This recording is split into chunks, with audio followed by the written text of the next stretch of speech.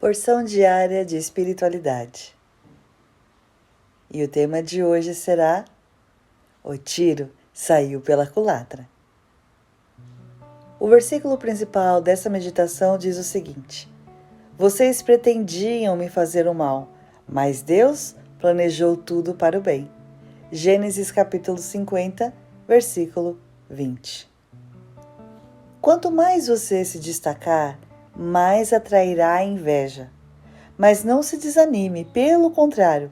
Veja o que disse José do Egito aos seus irmãos, registrado em Gênesis capítulo 50, versículo 20, que acabamos de ler, mas é importante reforçar, que diz assim: vocês pretendiam me fazer o mal, mas Deus planejou tudo para o bem.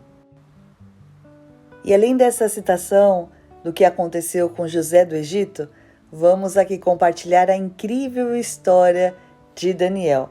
Vamos primeiro entender aqui um pouco do contexto.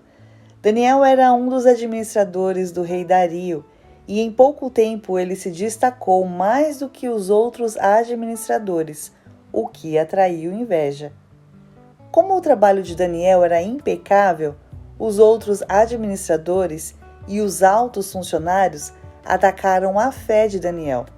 Veja o que eles pediram ao rei Dario, registrado em Daniel capítulo 6, vamos ler dos versículos 7 ao 12, que diz o seguinte: dê ordens para que nos próximos 30 dias, qualquer pessoa que orar a alguém, divino ou humano, exceto ao rei, seja lançada na cova dos leões. Agora, ó rei, decrete e assine essa lei para que não possa ser mudada, como lei oficial dos medos e dos persas, que não pode ser revogada. E o rei Dario assinou a lei.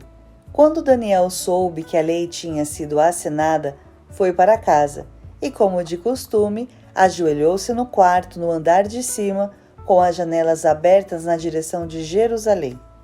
Orava 3 vezes por dia e dava graças a seu Deus. Os oficiais foram juntos à casa de Daniel e o encontraram orando e pedindo ajuda a Deus. Então foram diretamente ao rei e o lembraram da lei. Mesmo contrariado, e como o rei Dario não podia revogar a lei, Daniel foi então lançado na cova dos leões.